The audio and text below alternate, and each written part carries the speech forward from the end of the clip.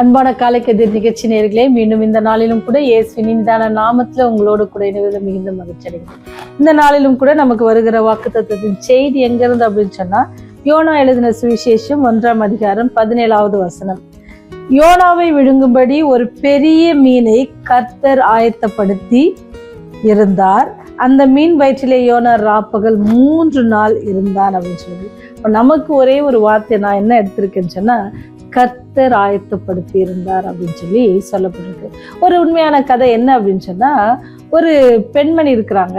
அவங்க கொஞ்சம் வயதானவங்க. அவங்க கிட்ட என்ன செஞ்சோன்னா, ஒரு ஊழியக்காரர் போய் கொஞ்சம் தன்னுடைய நாட்டில் இருக்கிற ஒரு பள்ளிக்காக அவர் உதவி கேட்குறாங்க. அப்புறம் அந்த அம்மா என்ன செஞ்சாங்க அப்படின்னு சொன்னா, 1 வருஷ காலமாக கொஞ்சம் பணம் சேர்த்தாங்க. அது கொஞ்சம் போதுமான அளவாக இல்லை.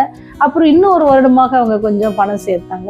ஆனால் அவங்க மைண்டில் என்ன இருந்துச்சுன்னா, அந்த ஊழியக்காரர் நம்மகிட்ட ஒரு உதவி கேட்டிருக்காங்களே அப்படின்னு சொல்லி, அவங்க வயதானவர்கள் அவங்களால என்ன முடியுமோ அப்படின்னு சொல்லி அவங்க ஒரு இதில் சேர்த்து வச்சுட்டு என்ன செஞ்சாங்கன்னு சொன்னால், அதை எப்படியாவது அந்த போதருக்கு அனுப்பணும் அப்படின்னு சொல்லி ஒரு தபாலில் என்ன செஞ்சாங்கன்னா எழுதி வச்சிருந்தாங்க. அப்படி அந்த தபால் எழுதி வச்சிருந்த உடனே அந்த வீட்டில் என்னன்னு சொன்னால், அவங்க மக என்ன செய்கிறாங்கன்னு சொன்னால், அவங்க வீட்டுக்கு வராங்க.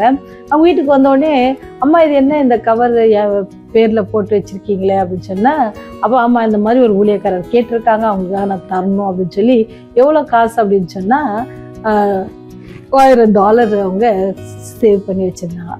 அப்படி வச்சு அந்த மகள் என்ன செஞ்சாங்க அப்படின்னு சொன்னால், அந்த நபரை பார்த்து நம்ம கொடுக்கணும் அப்படின்னு சொல்லி இந்த போதகரை தேடி அந்த போதகருக்கு அதை போய் அவங்கள பார்த்து பேசிட்டு அப்படி அந்த காசை அப்படி கொடுத்த உடனே அந்த போதகருக்கு ரொம்ப சந்தோஷம் ஆயிடுச்சு.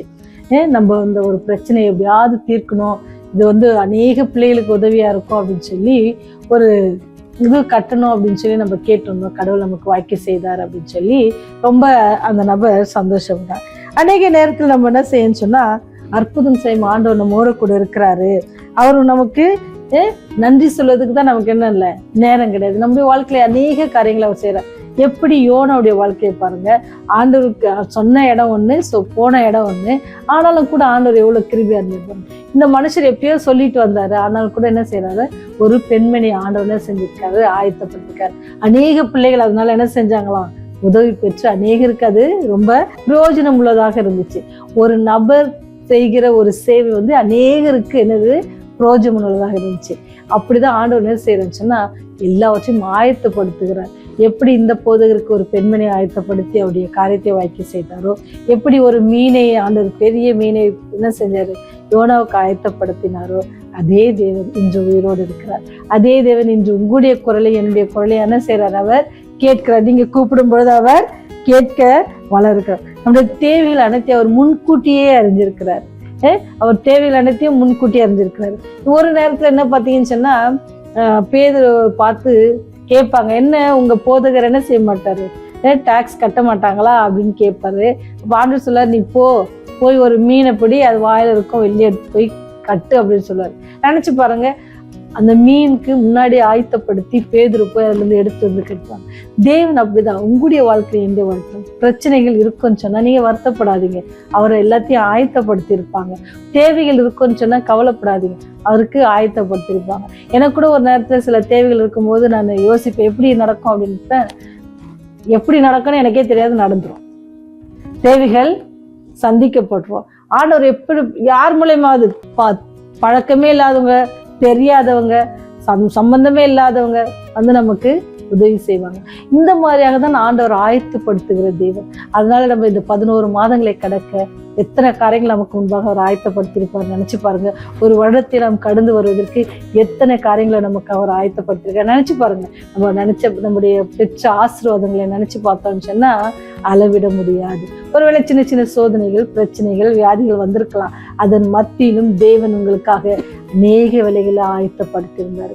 எப்படி யோனா மாதிரி பாதுகாப்பதற்கு ஒரு மீனை ஆயத்தப்படுத்தின தேவன் இன்று உங்களுக்காகவும் எனக்காகவும் அவர் ஆயத்தப்படுத்தி கொண்டிருக்கிறார். பிரச்சனைகள் மத்தியில நீங்க வேதனைப்படாதபடிக்கு சந்தோஷத்துடன் சமாதானப்படுங்க. நம்முடைய நோக்கம் எல்லாம் பரலோகம் போகணும், அங்க நமக்காக ஆயத்தப்படுத்தி கொண்டிருக்கார். உங்களுக்காக நான் போய் ஒரு வாசஸ்தலத்தை ஆயத்தம் பண்ண போறேன், அதுல நீங்க என்னோடு கூட இருக்கணும்னு சொல்லி ஆண்டவர் உங்களுக்காகவும் எனக்காக என்ன சிலர் ஒரு பெரிய ஸ்தலத்தை ஆயத்தப்படுத்துறாங்க.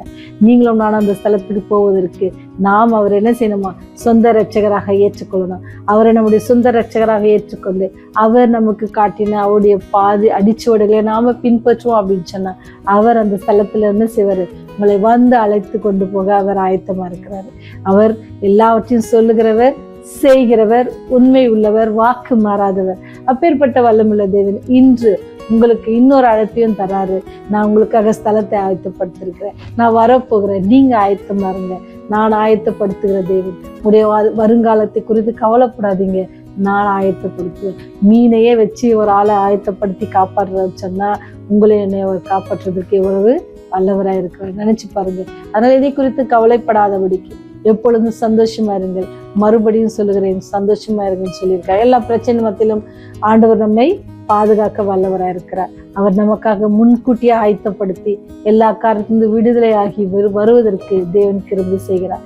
அப்பேற்பட்ட கிருபை உள்ள தேவனை உங்க சொந்த இரட்சகராக ஏற்றுக்கொண்டு அவரை பின்பற்றுகிற பிள்ளைகள் தொடர்ந்து அவரை அதிகமாக பற்றிக்கொள்ளவும் உடைய விசுவாசத்தை உறுதிப்படவும் கேட்டுக்கொள்றார்.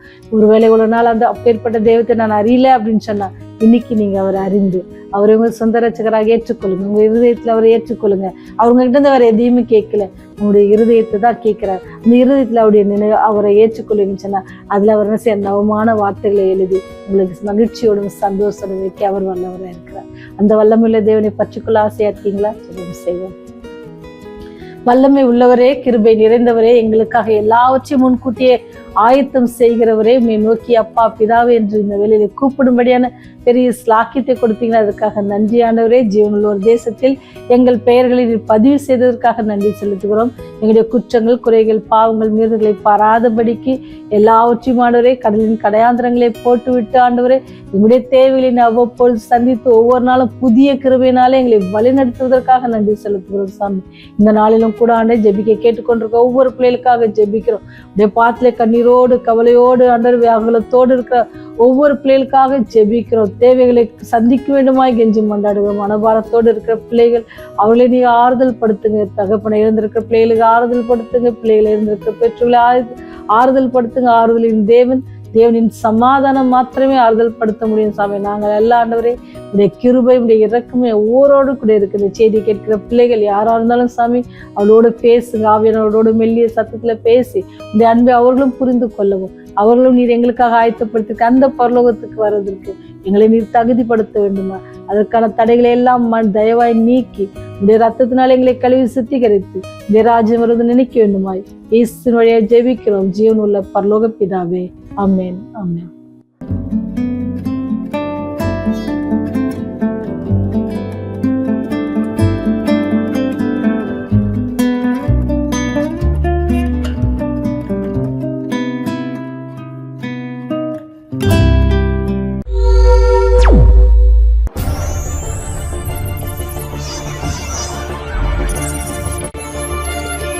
நீங்கள் பார்த்துக் கொண்டிருப்பது உங்கள் ரிவைவல் டிவி.